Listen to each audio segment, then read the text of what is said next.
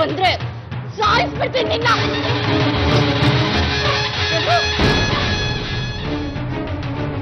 ಕುಸ್ಕೋಬಿಟ್ಲ.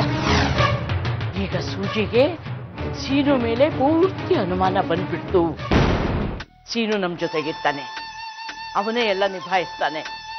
ಇನ್ನ ನಾನಂತೂ ಮುದುಕಿ, ಪೊಲೀಸರು ನನ್ನನ್ನು ಹಿಡ್ಕೊಂಡು ಹೋಗಿ ಏನ್ ಮಾಡಕ್ ಸಾಧ್ಯ?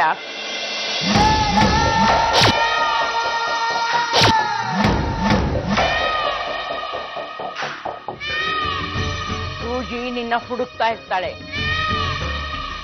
ನೀನ್ ಅವಳ ಕಣ್ಣಿಗೆ ಬೀಳ್ಬಾರ್ದು. ನಾವ್ ಹೇಳೋವರೆಗೂ.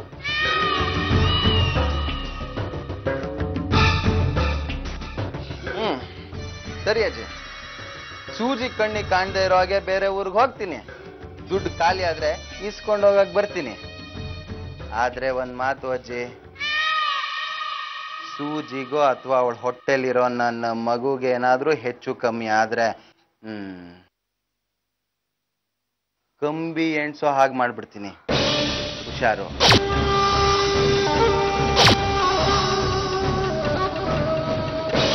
ಕಾಸೆಷ್ಟು ಕೊಡ್ಲಿ ರಾಕೇಶ್? ಅಮ್ಮ, ಶ್ರೀನಿವಾಸ್ ಅವ್ರನ್ನ ಕರಿತೀರಾ? ಯಾಕೆ? ಈ ಮನೆ ಹಾಳು ಸೂಜಿ ಮತ್ತೇನಾದ್ರೂ ಫಜೀತಿ ಮಾಡ್ಕೊಂಡಿದ್ದಾಳೋ ಹೇಗೆ? ಸೂಜಿ ರಶ್ಮಿ ಹಾಗೂ ಶ್ರೀನಿವಾಸ್ ಅವ್ರ ಮೇಲೆ ಕಂಪ್ಲೇಂಟ್ ಕೊಟ್ಟಿದ್ದಾಳೆ. ಅದರ ವಿಚಾರಣೆಗೆ ಅಂತಾನೆ ಬಂದಿದೆ. ಮನೆಯಲ್ಲಿ ಯಾರೂ ಇಲ್ಲ. ಸೀನು ರಂಜಿತಾ ಇಬ್ರು ರಶ್ಮಿಯನ್ನು ಕರ್ಕೊಂಡು ಬಾಂಬೆಗೆ ಹೋಗಿದ್ದಾರೆ. ಎಲ್ಲರೂ ಯಾಕೆ ಬಾಂಬೆಗೆ ಹೋಗಿದ್ದಾರೆ? ಅಯ್ಯೋ, ಈ ತಲೆ ಕೆಟ್ಟೋಳ್ ದಸೆಯಿಂದ ಇನ್ಸ್ಪೆಕ್ಟ್ರೆ, ನಮ್ಮ ರಶ್ಮಿ ಗರ್ಭಿಣಿ, ಅವಳ ಆರೋಗ್ಯ ಬೇರೆ ಸರಿ ಇಲ್ಲ.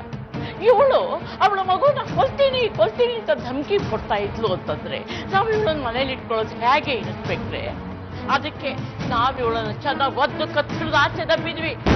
ಆ ಸಿಟ್ಟಿಗೆ ಹೀಗೆ ಎಗರಾಡ್ತಾ ಇದ್ದಾಳೆ ಅವಳು. ಏನ್ ಸೂಜಿ, ಏನಿದೆಲ್ಲ? ಇವ್ರು ಸುಳ್ಳು ಹೇಳ್ತಿದ್ದಾರೆ ಇನ್ಸ್ಪೆಕ್ಟರ್. ನಾನ್ ರಶ್ಮಿ ಮಗುನ ಕೊಲ್ಲೋಕ್ ಪ್ರಯತ್ನ ಮಾಡ್ಲೇ ಇಲ್ಲ.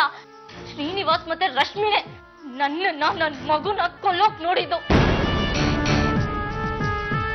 ಇದಕ್ಕೆಲ್ಲ ಮೂಲ ಕಾರಣ ಇವರೇ.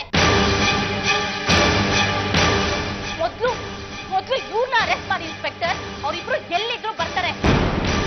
ನಿಂದು ತೀರಾ ಅತಿ ಆಯ್ತು.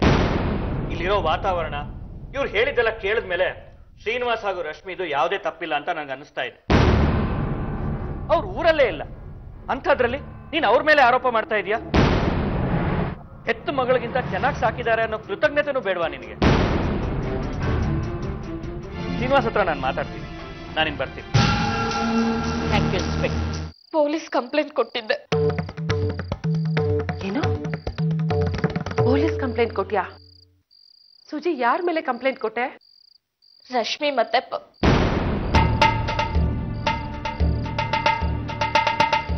ಮತ್ತೆ ಶ್ರೀನಿವಾಸ್ ಮೇಲೆ. ರಾಕೇಶ್ ಎಲ್ಲೋ ಹೋಗಿದ್ದಾರೆ, ಇವತ್ತೋ ನಾಳೆನೋ ಬರ್ತಾರೆ ಅಂತ ಅನ್ಕೊಂಡಿದ್ಯಾ? ಇಲ್ಲ ಅಮ್ಮ, ಅವ್ರು ಬದುಕಿರೋದೇ ಅನುಮಾನ.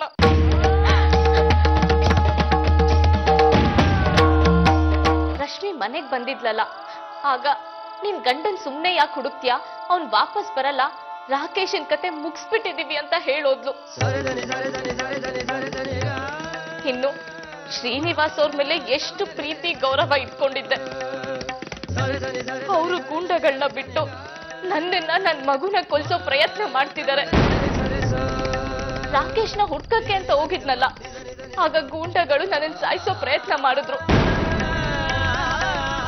ನನ್ನ ಅದೃಷ್ಟ ಚೆನ್ನಾಗಿತ್ತು, ಸ್ವಲ್ಪದ್ರಲ್ಲಿ ಬಚಾವಾಗಿ ಬಂದೆ.